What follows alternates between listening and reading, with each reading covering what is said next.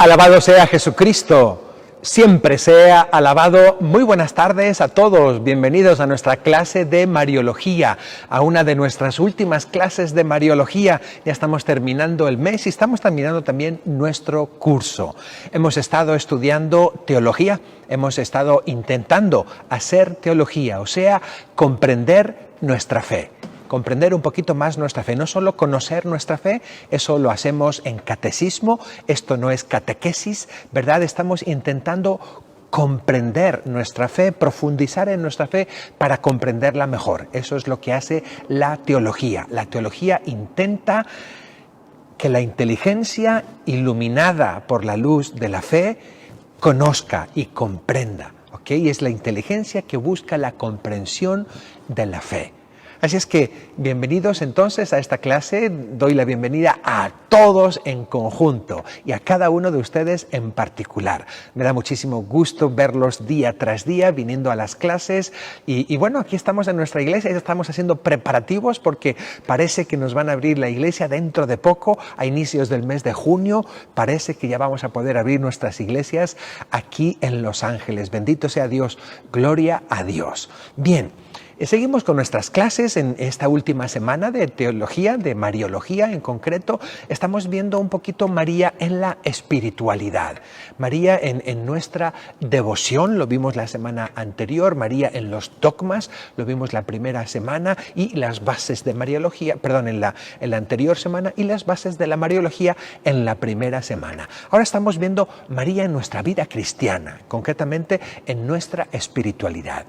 Ayer estuvimos explicando qué es eso de la espiritualidad. ¿Qué es la espiritualidad? Y nos quedamos al final del tema, vamos a intentar concluirlo hoy.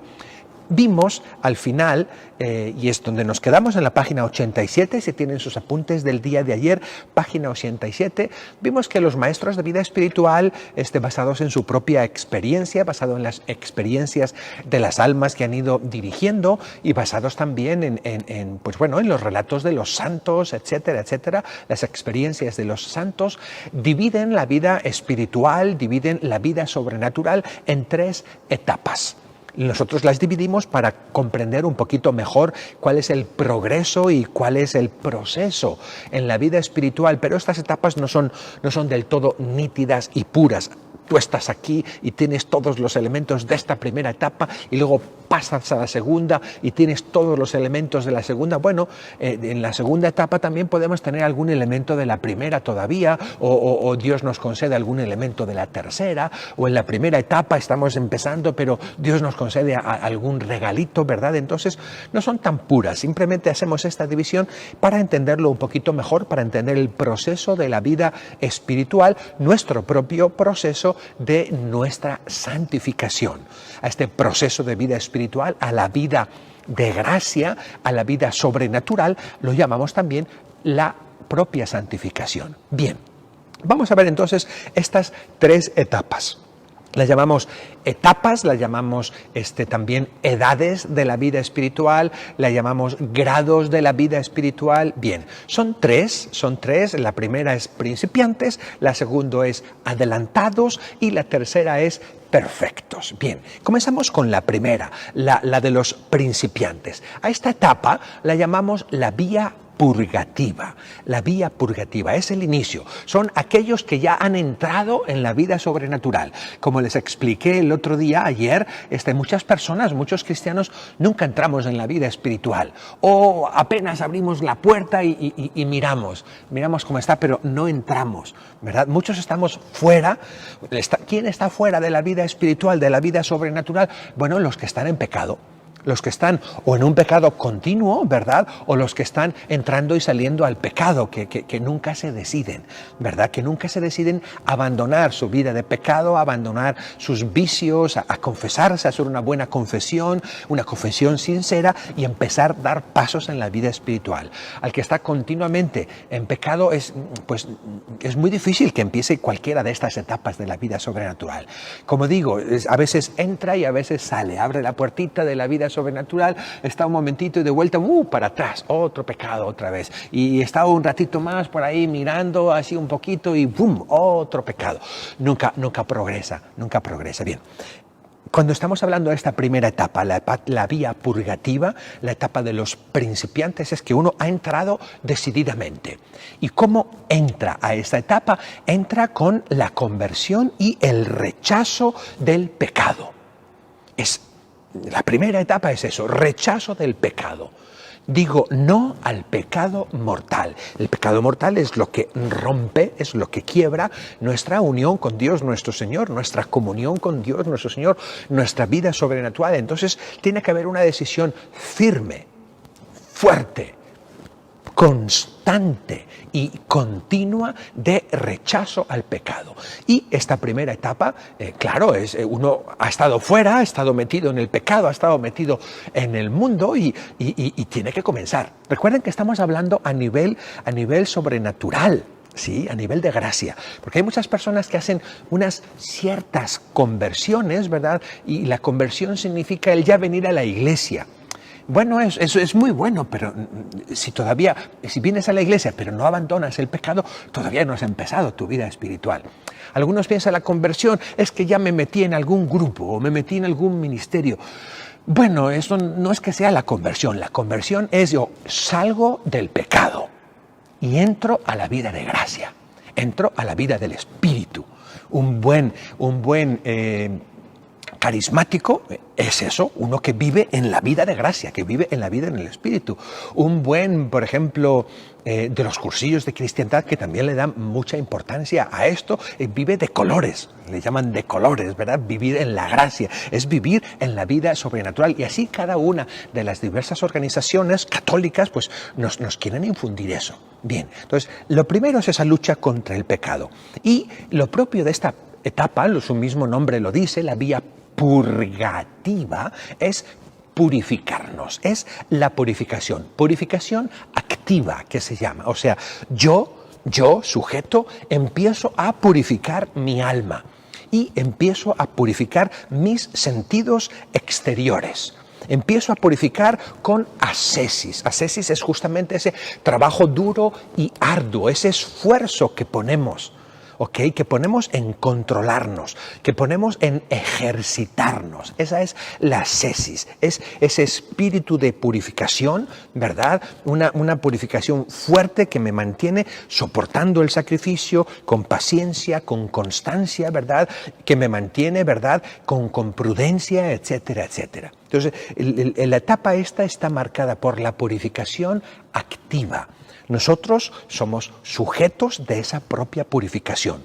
Purificación que es continencia, que son privaciones voluntarias, que es desprendimiento, que es mortificación, que es sacrificio, pero que sobre todo es purificación de nuestros sentidos exteriores.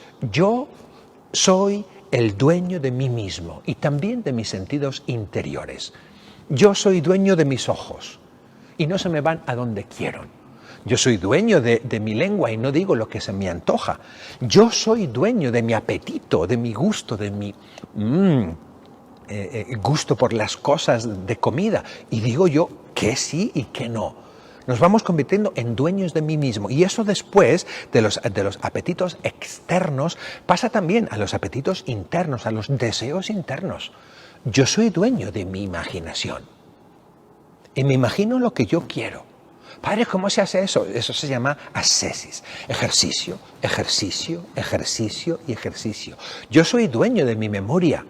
Y hay ciertas cosas que puedo ejercitar bien la memoria para recordar las maravillas de Dios en mi vida, para recordarme de los buenos momentos, pero soy dueño de mi memoria y cuando quieren atormentarme recuerdos de tristeza, recuerdos de rencor, recuerdos de odio, yo con ascesis, con esfuerzo, con purificación, purifico mi memoria y me voy convirtiendo en el dueño de mi persona. Por eso es purificación activa. Estamos en el primer nivel, en la primera vía, ¿verdad? Y soy dueño también de mis sentimientos. ¿Cuántas veces nosotros como cristianos estamos abandonados a cualquier pensamiento que nos viene, a cualquier imaginación que nos viene? ¡Ay! La seguimos. ¡Ay! Me imagino que fulanito se metió conmigo porque no sé qué y no sé cuánto, porque me llamó, porque no me llamó, porque me escribió, porque no me escribió. Y nos imaginamos. La imaginación está siendo la dueña de nuestras vidas. No tenemos ascesis suficiente, purificación suficiente de nuestra imaginación, de nuestra memoria para decir, hey, esos son pensamientos locos, yo no quiero pensar en esto. Voy a pensar de una forma ordenada, justa y purificada. ¿Sí? O purificación de nuestros sentimientos. ¡Ay, qué flojera! ¡Ay, qué tristeza! Y se hacen dueños de nuestras vidas. ¿Verdad? El primer paso es la purificación de todos esos sentidos, ¿verdad? ¿Para qué? Para darle al Espíritu Santo después, en las siguientes etapas, darle la mejor materia humana, para que Él nos santifique. Bien, entonces, la vía purgativa es una vía de purificación, es una vía en la que se utilizan mucho los sacramentos. La persona que quiere comenzar su vida sobrenatural, su vida espiritual, su vida interior, tiene que estar muy ligada y muy cercano a los sacramentos como fuente de esa vida interior. También en esta fase, la oración del principiante, pues es bien repetición de oraciones a veces, diálogos con Dios nuestro Señor, alguna meditación, alguna reflexión, darse un tiempo, 5 minutos, y según va avanzando, pues se va dando un poquito más tiempo para su oración, para su meditación, para su diálogo con Dios nuestro Señor. A estas alturas, ¿verdad? Es un diálogo, Señor, ¿cómo estás? Aquí estoy, Señor. Gracias por este día, etcétera, etcétera. Es el primer grado de oración. Estamos en los principiantes. Bien. Y se busca una segunda conversión. La primera conversión que nos introdujo en la vida espiritual, aquí al final de la etapa, se busca una purificación, ya no activa, sino pasiva. Vamos a explicarlo ahora. El segundo grado, el segundo momento de nuestra vida espiritual, de nuestro progreso espiritual, en la segunda etapa, es lo que llamamos la vía iluminativa. Una vez que nos hemos purificado nosotros y hemos puesto esfuerzo por controlar nuestros ojos, por controlar nuestro tacto, por controlar nuestro gusto, por controlar nuestra imaginación, nuestra memoria, nuestros afectos, nuestros sentimientos, nuestras emociones, y nos vamos haciendo dueños de nosotros mismos, hemos purificado ese ser humano, ese hombre que había estado golpeado por el pecado tan fuertemente, que teníamos tanto desequilibrio en nuestros afectos. Cualquier cosa que me decían, ¡guau!, ya sacaba las uñas. Cualquiera que me miraba, no me mires, que me ves. Pero no teníamos control de nosotros mismos. Personas que somos así es que no tenemos control de nosotros mismos, que no hemos llegado a purificarnos. Estamos a lo mejor ni estamos en la vía purgativa o estamos muy en el inicio. Una persona ya purificada es una persona que es dueña de sí mismo, de sus imaginaciones, sabe controlar sus pensamientos, le viene un recuerdo malo o le viene una imaginación indigna o mala o triste y sabe apartarla tranquilamente y no le causa problema. Una persona que no ha hecho ascesis, que no ha hecho ejercicio de mortificación y purificación de sus sentidos, cualquier pensamiento asaltan. Es como una granja con las puertas abiertas, ¿verdad? O como una milpa con las puertas abiertas de la milpa. Entran los caballos, entran los animales y destrozan la milpa. La tienen totalmente pisoteada y ahí no crece nada. Un alma en la que deja entrar cualquier tipo de sentimiento, cualquier tipo de imaginación, cualquier tipo de recuerdo, cualquier tipo de impresiones externas, es un alma en la que es muy difícil que crezca algo sobrenaturalmente. Bien. Cuando uno ya ha puesto sus barditas, ha cerrado bien la puerta y ya tiene aplanado, viene el segundo paso, la vía iluminativa, preciosa. La primera era, en la vía purgativa, era sobre todo ascesis, esfuerzo, sacrificio personal. Uno tiene que hacer un esfuerzo, tiene que tener disciplina, autodisciplina religiosa. En este segundo grado, ¿verdad?, es más la acción de Dios. Empezamos a dejar, siempre actúa Dios, pero empezamos a dejarle a Dios nuestro Señor de una manera especial que actúe.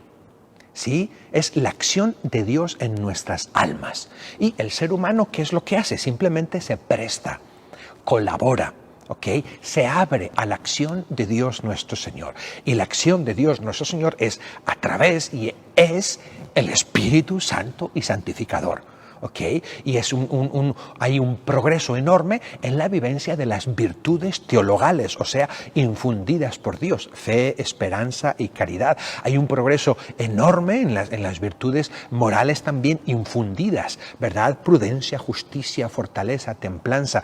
Hay una acción del Espíritu Santo con sus dones, con todos los dones del Espíritu Santo, ¿verdad? Y el tipo de oración, así como la oración del principiante, la oración en la etapa de purificación eran meditaciones, eran rezos o como mucho diálogos con Dios nuestro Señor. No quiere decir que sean despreciables, son muy buenos y durante toda la vida espiritual los tendremos, pero empieza un grado más y es el grado de la contemplación, ¿ok? Empieza la oración contemplativa. ¿Okay? Dejar que tu imaginación ya purificada, dejar que tu mente ya purificada empiece a deleitarse contemplando las cosas de Dios. Y dejar que Dios vaya infundiendo, que el Espíritu Santo vaya infundiendo en nuestra imaginación, en nuestra inteligencia, en nuestra mente, que vaya infundiendo pues todo el conocimiento y todo la transformación que Él quiere hacer en nuestros corazones. Esta parte de la vía iluminativa toca sobre todo en la parte... Nuestra alma tiene dos potencias grandísimas, tiene dos potencias que son las más importantes, que son la inteligencia y la voluntad. Por la inteligencia conocemos, por la voluntad amamos. Con la inteligencia descubrimos la verdad, con la voluntad amamos y hacemos el bien. Pues la etapa iluminativa es sobre todo una etapa del entendimiento, ¿ok? Es iluminativa. Dios da la luz de la verdad sobrenatural a nuestras vidas, ¿okay? Y Él es el que la da. Nosotros tenemos que estar bien atentos. Una persona que ya ha purificado su imaginación, todo lo que trae, las preocupaciones que trae en la cabeza, esa persona es capaz de escuchar a Dios nuestro Señor. Cuando andamos con la cabeza llena de cosas, de preocupaciones, de imaginaciones, de recuerdos, de pensamientos, cuando andamos con nuestro corazón lleno de agitación, lleno de preocupación, lleno de tristeza, lleno de odios, lleno de sentimientos, lleno de cosas que nos imaginamos nosotros y que nos llegan aquí, pues es muy difícil. Es muy difícil que Dios pueda actuar y que pueda iluminar. No percibimos. Por eso esa vía iluminativa presupone la purificación. Ahí en esta vía iluminativa, en este segundo grado de vida espiritual, Dios nuestro Señor nos infunde la luz para nuestra inteligencia, para poder captar con nuestra inteligencia la iluminación del Espíritu Santo, a través sobre todo de la contemplación. Bien. Tanto en uno como en otro grado, como en el tercer grado, es muy, muy necesario la ayuda de un guía. Caminar por la vida espiritual y querer adelantar sin un guía es muy difícil, ¿okay? Entonces sí es bueno buscarse un guía. Pobres sacerdotes, no los aturdan ni les pidan demasiado porque tampoco pueden, ¿verdad? Y no voy a explicar aquí qué es la dirección espiritual porque... se necesita tiempo para explicarlo, pero no es simplemente, ¡ay, yo quiero que me atiendan! Tú tienes que saber que es un director espiritual y qué tienes que decirle y qué tienes ¿a dónde quieres ir? ¿A dónde quieres ir? Bueno, el tercer grado en la vida espiritual, en la vida del espíritu, en la vida sobrenatural, es lo que llamamos la vía unitiva. Si la vía... Bueno, tanto la vía iluminativa como la vía unitiva entran dentro más de la mística, ¿ok? La vía purgativa entraba dentro de la ascesis, el esfuerzo personal. La vía unitiva entra más dentro de la mística, ¿ok? Que es esa expresión de una experiencia religiosa íntima, profunda y directa, no a base de razonamiento, sino infundida por Dios nuestro Señor. Padre, nos está hablando en chino. Sí, porque todavía a lo mejor no llegamos a estos niveles, ¿verdad? Estamos en la vía purgativa o estamos todavía en la puerta, ¿verdad? Y esto nos puede parecer un poco chino, pero existen muchas personas, sobre todo personas que se dedican a eso, son profesionales en esto, han hecho su profesión religiosa. Piensan, por ejemplo, en tantos religiosos, monjes, frailes, religiosas, que son contemplativos, que viven en su convento y que se dedican a la oración. Pues bueno, ellos tienen muchísima más facilidad para llegar a estos niveles, porque tienen su corazón purificado, porque no tienen tanto contacto con el mundo externo lleno de exterioridades, ¿verdad? Sino que pueden dedicarse más a ellos mismos, al interior de ellos mismos, a purificarse para después poder dejar que el Espíritu Santo actúe. En una vida de ajetreo, de trabajo, si una persona no se lo propone, nunca llega a la vía iluminativa, nunca. Si no se lo propone seriamente y hace un plan de trabajo y pide ayuda y se esfuerza, nunca llega a la vía iluminativa. El 99.9 de personas, y hablamos de personas en la vía iluminativa, a no ser que uno se lo proponga. Con rigor diga, yo quiero saber sobre esto, quiero saber sobre el crecimiento en mi vida espiritual, me lo quiero tomar en serio. Entonces sí, podremos llegar. Hay un tercer nivel, un tercer grado, que lo llamamos la vía unitiva. La vía iluminativa era sobre todo iluminación de nuestra inteligencia. La vía unitiva va a dirigirse al corazón, va a dirigirse a esa otra potencia del alma que es la voluntad. ¿Ok?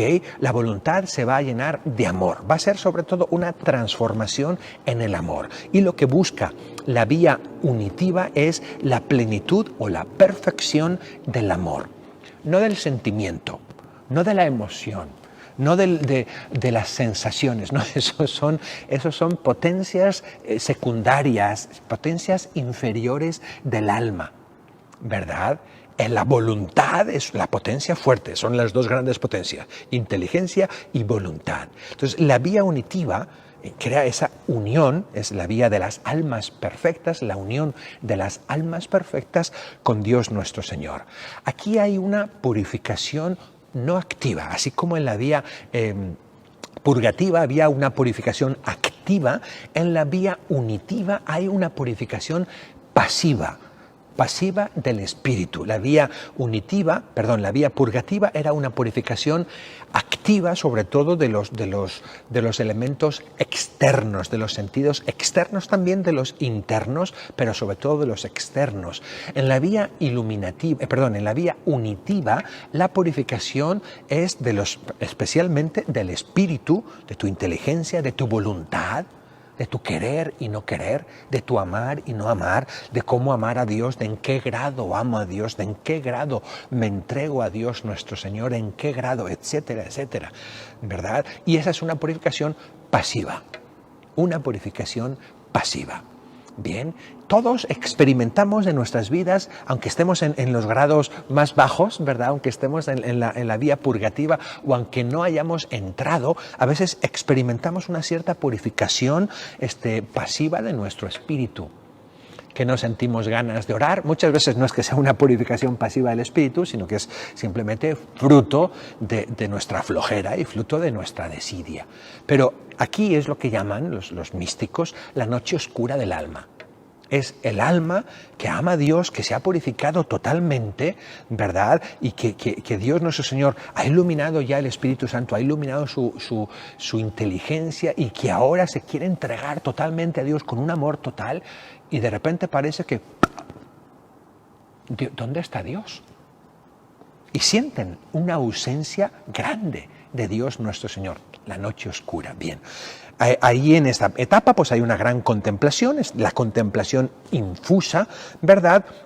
Y hay un perfeccionamiento en el amor. Bien, lo dejamos aquí. Esos son las tres edades, las tres etapas de la vida espiritual, las tres vías de la vida espiritual. Vamos a echarle ganas, vamos a empezar, anímate.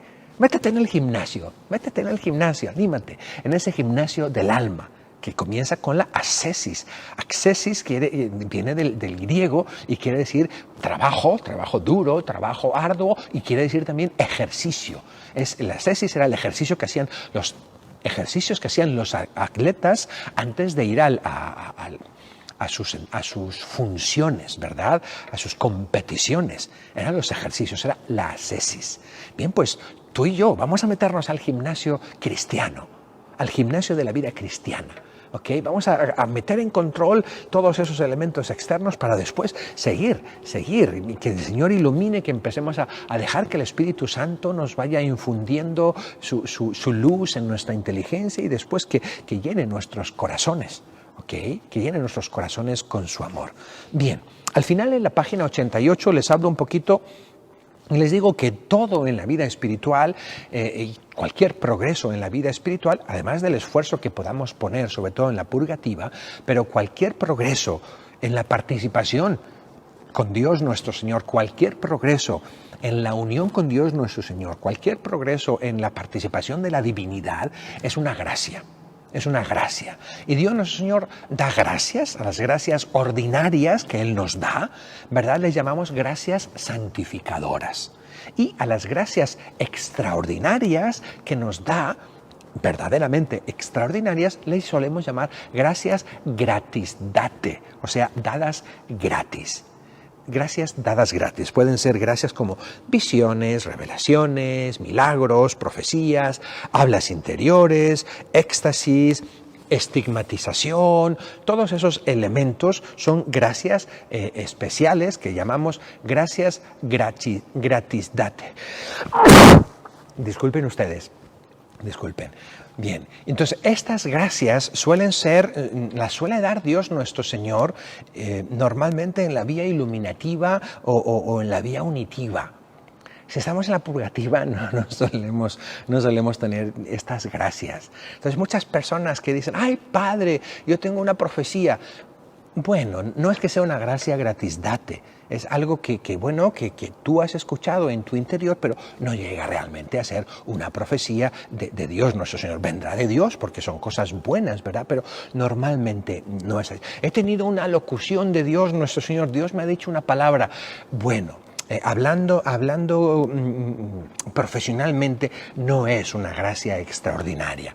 Tú en tu mente, en tu corazón, en tu alma, has sentido la palabra de Dios nuestro Señor que te dice esto. Ok, eso no es una revelación, ¿verdad? Eso no es una locución interior. Es una gracia ordinaria, es una gracia ordinaria. No quiere decir, es una gracia de Dios, por supuesto, pero no es una gracia gratis date propiamente dicho, no es una gracia extraordinaria. Estas gracias extraordinarias suelen acompañar, sobre todo las etapas más elevadas de la vida espiritual, la vía iluminativa y la vía unitiva. Bien. Ok, vamos entonces a entrar a la unidad de hoy, que ya vamos por la mitad de la clase. La unidad de hoy también es sobre María en nuestra vida espiritual.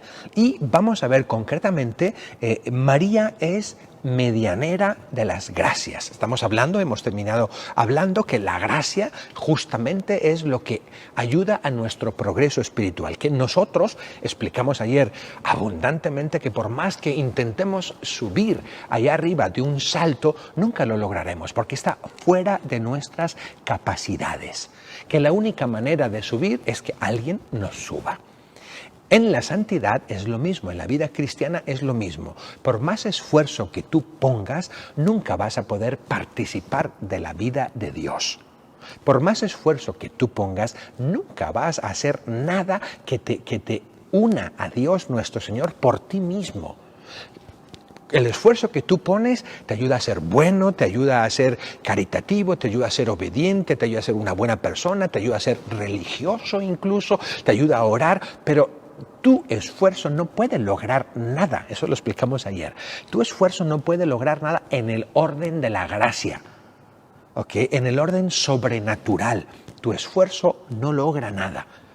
Tu esfuerzo prepara pero no logra absolutamente nada. Es gracia, o sea, es gratis, es dado por Dios. Es el Espíritu Santo que viene, que me agarra de la cabeza y me sube a la santidad, me sube a participar de la vida divina. Y en esta clase de hoy queremos ver, María es la mediadora de las gracias. De las gracias en mi vida espiritual, de las gracias en mi vida sobrenatural, María es la mediadora. Bien, vamos a... Padre, ¿por qué dice esto? Padre, ¿de dónde saca eso? Padre, ¿cómo? Bueno, pues esta mediación de María viene sobre todo por su maternidad, ¿ok? Todos los títulos de María, todos los títulos, el que es Virgen Perpetua, que es Inmaculada Concepción, que subió a cielos, que es el modelo de virtudes, que es preciosísima, que es reina de los... Todo, cualquier título que tú quieras decir de María, nace y viene de su maternidad divina. Ella es Madre de Dios. Y al ser Madre de Dios, Dios mismo es la gracia. En teología decimos, Jesús, Dios, es la gracia increada. Así como recibimos gracias, así como recibimos dones de Dios nuestro Señor, bendiciones de Dios nuestro Señor en el orden sobrenatural, pues Jesús, Cristo, es la gracia increada. Okay. Él es en sí mismo la gracia. Él es en sí mismo el plano sobrenatural. Bien, pues María es madre del que es la gracia.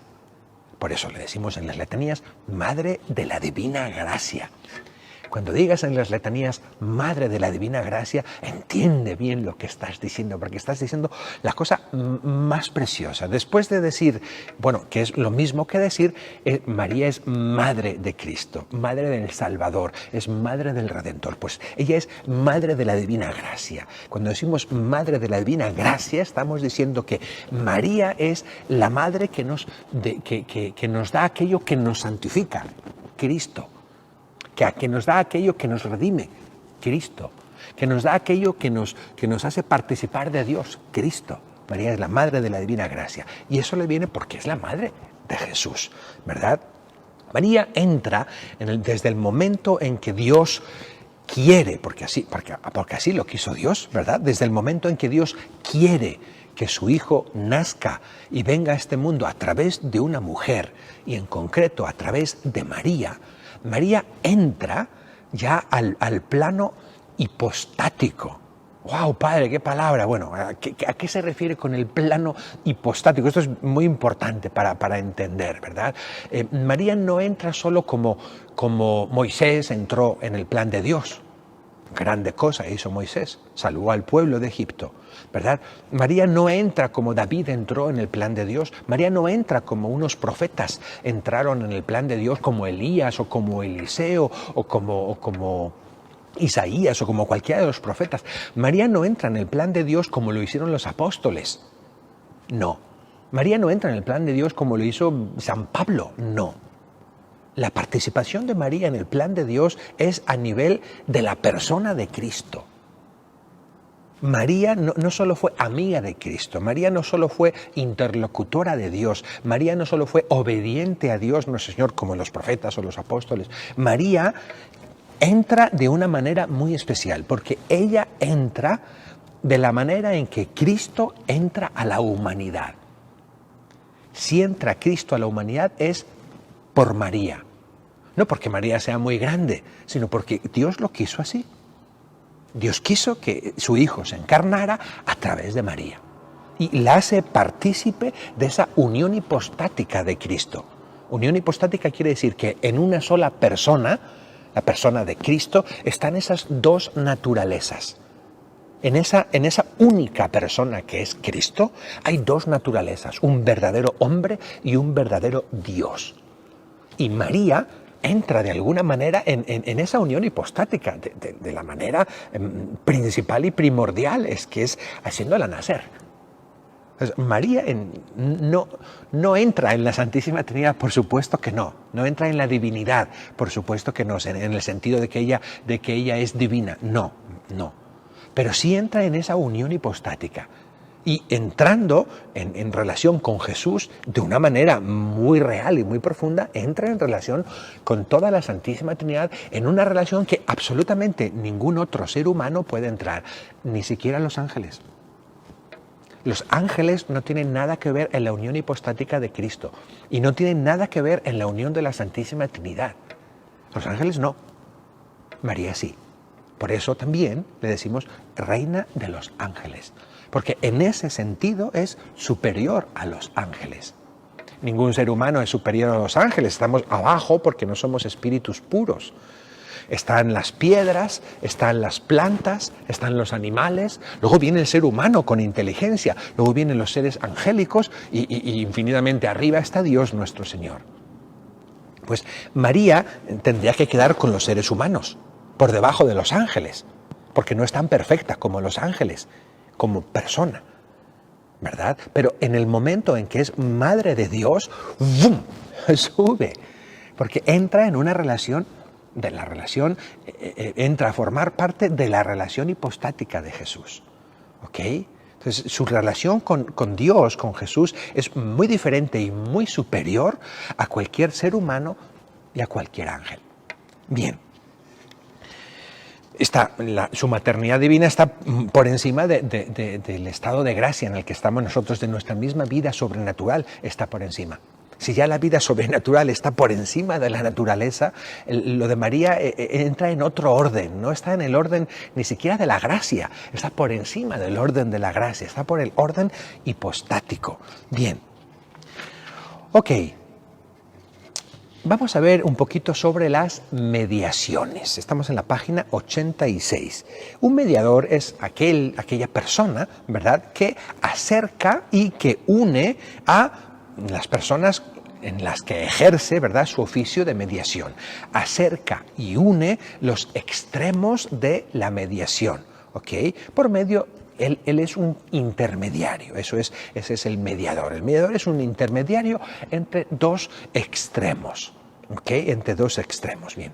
Para poder ejercer el oficio de mediación, el mediador tiene que tener la capacidad para poder acercarse a un extremo y para poder acercarse al otro extremo. Es como si, no sé, yo voy a China. Yo voy a China y quiero hablar con un chino, ¿verdad? Pues tendré que buscar un traductor. Y el traductor o el intérprete tiene que saber chino y tiene que saber español. Si no sabe alguno de los dos idiomas, no puede ser un traductor. Ay, es que yo sé chino y sé ruso. No, yo es que no hablo ruso. Tiene que ser chino y español. Entonces, el mediador tiene que tener la capacidad de estar en los dos extremos, de poder acercarse a un extremo y escucharte cuando tú hablas español y poder transmitirle al otro el mensaje que tú has dicho en chino. ¿Sí? Eso es necesario para un mediador. Pero además, el mediador no es un traductor, ¿verdad? El mediador no es un intérprete, es más. El mediador, ¿ok?, tiene que tener méritos para ejercer su mediación, méritos para llegar a una reconciliación entre los dos extremos. Bien. ¿Quién es el mediador? ¿Quién puede ser mediador? Estamos hablando de Dios y de los hombres. Es tan disparejo Dios y los hombres que no puede existir una mediación entre nosotros, no puede existir. Por más bueno que sea un hombre, nunca puede llegar a Dios nuestro Señor, nunca puede servir para Dios nuestro Señor.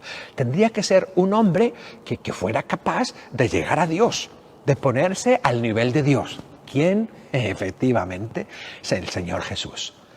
Cristo Jesús es el único mediador entre Dios y los hombres, porque es capaz de llegar a un extremo y al otro extremo y de reconciliar los dos extremos, ¿verdad? Y también lo logra a través de los méritos que Él tiene. Lo explicaremos en un momentito. Bien, Jesús ha reconciliado a los hombres con el Padre, es el verdadero mediador. Bien. Y la satisfacción de Jesucristo la hace como hombre. ¿Sí? Esto es muy importante. Si Jesucristo es mediador, lo hace a través de su naturaleza humana. ¿Por qué? Porque el que estaba en deuda era la naturaleza humana. La que estaba en deuda con Dios era la naturaleza humana. No reconcilia dos y bien, el que tuvo la culpa es Dios, entonces tendría que ser Dios para reconciliarse con los hombres. Pero aquí no, por supuesto, Señor. El Señor no tuvo la culpa de absolutamente nada. Entonces, tenía que salir de aquí. Entonces, cuando se dice, bueno, Dios podía habernos salvado así, pues es que no es tan fácil responder así. Es que es Dios y Él puede hacer todo lo que quiera. Sí es Dios, pero Dios no puede ir contra la lógica. Y no va a ir contra la lógica porque iría contra sí mismo. ¿Verdad? No puede ir contra la lógica. Y necesitaba que la reconciliación viniese de la naturaleza humana. Por eso Cristo necesitaba un cuerpo. Cristo necesitaba no solo un cuerpo, sino toda la naturaleza humana para reconciliar a toda la naturaleza humana. Por eso es que Cristo se encarna. Bien. Ok. Cristo es el mediador, no me extiendo más porque no es clase de cristología, ¿verdad? Ni de soteriología. Posiblemente el mes de junio, a ver si tenemos, no un mes porque es imposible y como les dije al inicio vamos a abrir ya las iglesias, si Dios quiere, pero por lo menos una semanita, ya les avisaré cuándo, posiblemente, no estoy diciendo nada en concreto, pero posiblemente yo creo que una semanita de cristología a lo mejor, o de antropología teológica podríamos tenerla. Bien, Cristo es el único mediador, eso es indiscutible, porque Él es el único que está a la altura de Dios, el único que está a la altura de Dios en ese sentido. Bien, por supuesto que no hay otro tipo de mediaciones, ¿verdad? No hay otro tipo de mediaciones al nivel de Cristo, ¿ok? Pero sí puede haber, para explicarnos, no puede haber una mediación, por así decir, paralela a Cristo. No hay una mediación paralela a Cristo, no. Puede haber una mediación subordinada a Cristo, ¿ok? Hay mediaciones, bueno, pues en la Escritura está llena de mediaciones. Todos los profetas, los sacerdotes del Antiguo Testamento que mediaban entre Dios y el pueblo. Ya la carta a los Hebreos nos dice que es el sacerdote, hablando de los sacerdotes del Antiguo Testamento. Bueno, es un hombre tomado de entre los hombres, puesto a favor de los hombres en las cosas que corresponden a Dios. ¿Ok? Son mediadores, los profetas fueron mediadores, por medio de ellos Dios nos habló, por medio de ellos Dios habló al pueblo y se comunicó con su pueblo. Moisés fue un mediador para la salvación y liberación de Egipto. O sea, hay mediaciones, pero nunca paralelas o nunca en oposición. Mediaciones subordinadas, ¿bien? Siempre son mediaciones dependientes y ministeriales. Ok, vamos a ver entonces cómo es la mediación de María, página 87.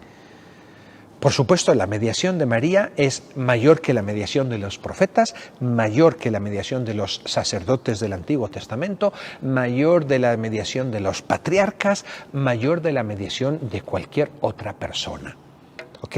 ¿Por qué? Por lo que explicamos hace un momento, por su maternidad divina que la constituye y la hace entrar no solo en el orden de la gracia, sino en un orden más alto todavía, en el orden hipostático. Ella tiene algo que ver, y es su maternidad, tiene algo que ver con una persona divina y algo que ver en cuanto a generación. ¿Sí? No en cuanto a simplemente amistad o cercanía, no solo, por supuesto que ella es la más amiga y la más cercana de cualquiera que haya podido existir, pero no es eso lo que le hace tan grande a María. Lo que le hace grande a María es que entra en el ámbito hipostático. ¿Sí? Bien. María está asociada de un modo especialísimo con la obra de la redención, ¿verdad? Y ella coopera en la obra de la redención y coopera en la satisfacción que hace Jesucristo. ¿Qué es lo que logra Jesucristo cuando muere por nosotros en la cruz? Ese se llama el Tratado de Soteriología, que viene después del Cristología, sobre la acción salvadora y redentora del Señor. Mira, ¿qué es lo que hace Jesucristo entonces? ¿Qué es lo que hace? Satisfacer la naturaleza humana, el ser humano, la humanidad en conjunto, de todos los siglos, de todos los continentes, de todas partes. La humanidad había ofendido a Dios nuestro Señor. Había lastimado, por así decir, a Dios nuestro Señor. Había roto la amistad con Dios nuestro Señor. ¿Qué es lo que Cristo hace? Satisface esa ofensa que había hecho la humanidad a Dios. satisface esa ofrenda. Con su muerte en la cruz, esa ofensa cometida contra Dios queda satisfecha. Queda satisfecha. ¿Sí? Eso es lo que hace. Y esa es la mediación que Cristo hace. Es de esa manera que nos redime, nos vuelve a poner en contacto y en comunión con Dios nuestro Señor. Bien, pues María coopera. Y la primera cooperación, de vuelta, volvemos a la maternidad de María. La primera cooperación es a través de su maternidad. ¿Ok? Bien. A veces hay personas que no llegan, no llegamos, ¿verdad?, a comprender la necesidad de recurrir a María. No llegamos a comprender, ¿por qué? Si ya está Cristo, si ya está Cristo. ¿Por qué necesita de María? Si Él es el mediador. Mejor hablo directamente con Él, ¿no? Y bueno, ¿por qué no quitas a Cristo entonces también? ¿Para qué te sirve Cristo? ¿Por qué no hablas directamente con el Padre?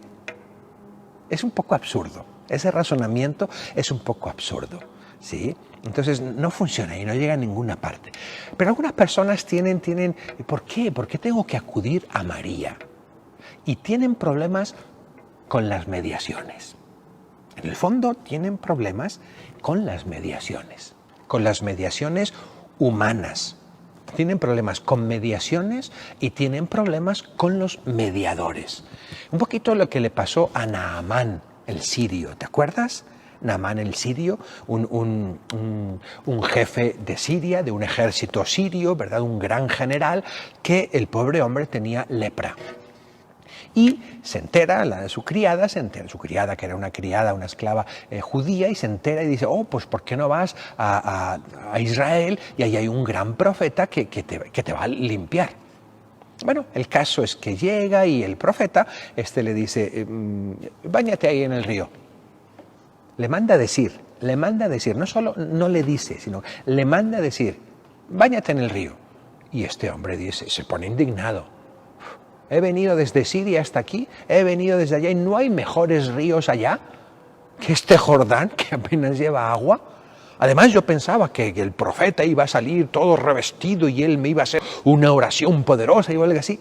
Y tan simple como meterme en el río. Y no quería. Y muchas veces nos pasa a nosotros. A veces es por ignorancia, pero a veces es por una especie de resistencia. Nos resistimos a que haya personas que se interpongan entre Dios y nosotros. Queremos las cosas directas de Dios nuestro Señor. Queremos ponernos al tú por tú con Dios. Discúlpame, tú no te puedes poner al tú por tú con Dios. No puedes. La diferencia entre tú y Dios es inmensa, inmensa. Estamos hablando en el orden de la gracia, en el orden de la redención, en el orden de la justificación. Es inmensa. Necesitamos mediadores. Y es Dios el que nos pone los mediadores. No somos nosotros los que elegimos. Es Dios el que pone el mediador. Y si el mediador para Naamán el sirio fue el muchachito que le dijo que dice el profeta que te bañes ahí, y la mediación es un baño en un río, cuando nosotros esperábamos un milagroso ¡Señor, cura a Naamán el sirio!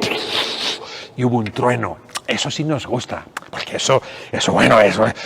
wow, nos sentimos muy protagonistas y muy bendecidos por Dios. Pero cuando es una mediación así bien normalita, no nos gusta. En el fondo puede ser un poquito por una actitud de soberbia. Puede haber una actitud de soberbia y eso tenemos que quitarlo. Entonces, María es la mediación que Dios eligió. Es Él el que tenía que elegirlo. Es Él el que la puso. Es Él el que mandó al ángel a una ciudad de Galilea llamada Nazaret, a una virgen desposada con un hombre de la tribu de David llamado José.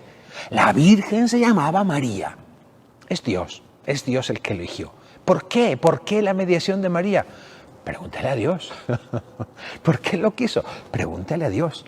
Es Dios el que lo quiso, ¿verdad? Ahí les he puesto unos números preciosísimos del Concilio Vaticano II. preciosos. Ya lo analizamos esto en una de las primeras clases, ¿verdad? Del capítulo 8 de la Lumen Gentium, precioso. Bien, muchas veces entonces personas por ignorancia no acuden a María, o a veces un poco por arrogancia y por falta de humildad. Sí, yo me las veo directamente con Dios. Pues Dios quiso comunicarse con nosotros a través de María. Y Dios quiso que la redención viniera a través de María. Y Dios quiso que entráramos en la filiación divina a través de María. Y Dios quiso que naciera el Salvador del mundo, el reconciliador del mundo, el mediador del mundo a través de María. Él es el que lo quiso. No es que la Iglesia Católica lo haya elegido. La Iglesia Católica no hizo un concurso como los concursos de Miss Universo. A ver, ¿cuál es la más bonita? Y tú eres la más bonita, te elegimos a ti. No es que la Iglesia Católica haya elegido a María y la tenga en grado sumo. No, es Dios. Es Dios el que la eligió. Dios quiso hacer su plan. A veces preguntamos, ¿cuál es el plan de Dios sobre mí? ¿Cuál? Pues Dios tiene unos planes a veces que nos desconciertan y desconciertan a muchas personas. Y desconciertan a muchas personas porque en el fondo nos puede faltar un poquito de humildad. Nos puede faltar un poquito de humildad y a mí, yo soy el primero que me falta humildad. A mí cuando una persona me corrige o me dice cosas, pues procuro poner buena cara, ¿no? Porque también hay que ser corteses, ¿no? Pero después, ¡ay, qué molesta esta persona! Y hay personas muy molestas. ¿Ustedes han encontrado? Hay personas bien molestas. Pero en el fondo lo que quiero decir no de las personas que son molestas, quiero decirlo de mí, que no nos gusta. Que no nos gusta que nos digan las cosas, que nos digan cómo tenemos que hacer las cosas. Queremos ser nosotros los que decidimos. Entonces, encontrarse en mediaciones, no nos gusta tanto. Bien, ok, vamos a ver entonces el papel de María como mediadora de la gracia. María es mediadora de la gracia en dos grados, por así decir. El papel de Jesús, para entender el papel de María, tenemos que entender el papel de Jesús. Por supuesto que María no le quita nada a Jesús, absolutamente nada. El papel en su labor de mediación no le quita nada, ni le añade nada. Y algunas concepciones un poco deformadas que podemos tener de María, yo he escuchado, Diosito a veces es muy exigente, Diosito a veces es muy justo, Diosito a veces es muy rígido, entonces vamos a María como vamos con la mamá y entonces se lo camela y por María lo conseguimos, porque ella es más misericordiosa que Dios. Eso es una herejía terrible. Eso no funciona así. María no es un camino alternativo a la misericordia de Dios. No, María no ejerce una mediación paralela a la misericordia de Dios.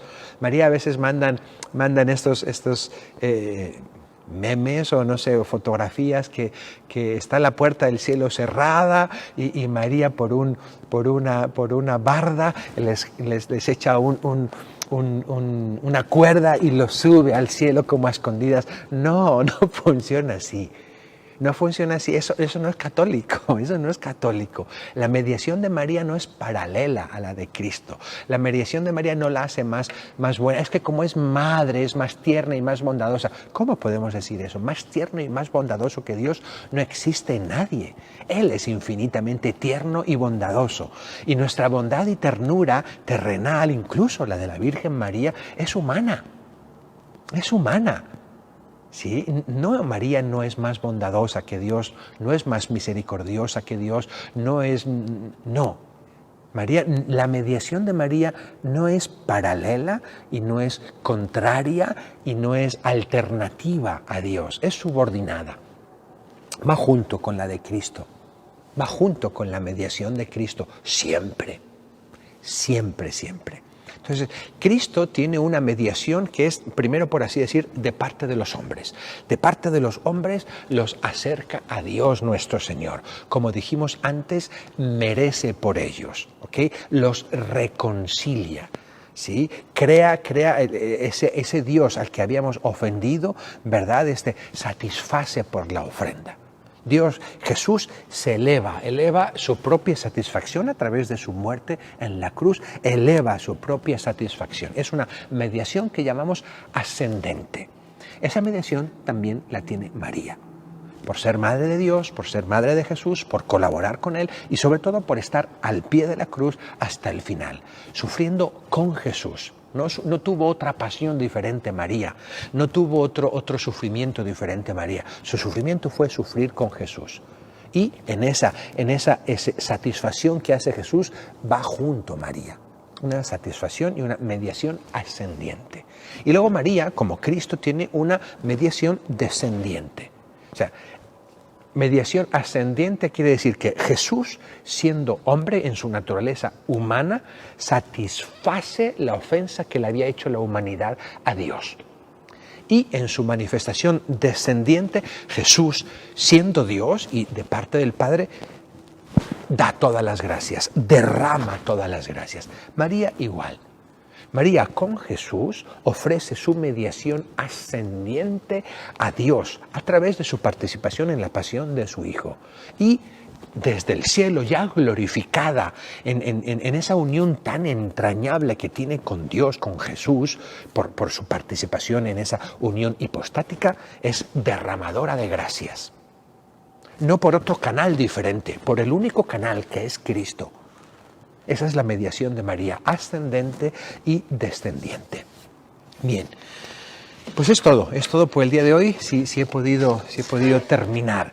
Ayer les hablaba de una oración que está en el misal, aquí les he traído el misal, pero este misal está en latín, ¿verdad? Y hay una oración muy bonita a la Virgen María, después de la comunión. Está en latín, voy a intentar traducirla y vamos a hacer esa oración. En el nombre del Padre, y del Hijo, y del Espíritu Santo. Amén. Oh María, Virgen y Madre Santísima, mira, he aquí que acabo de recibir a tu queridísimo Hijo, al cual tú en tu inmaculado corazón recibiste en la Anunciación, lo gestaste, le diste de mamar y con suavísimos abrazos lo abrazaste. Precioso. Mira, he aquí aquel ante cuyo rostro te alegrabas y ante cuyas delicias te llenabas el corazón. A ese mismo al que yo humildemente y amablemente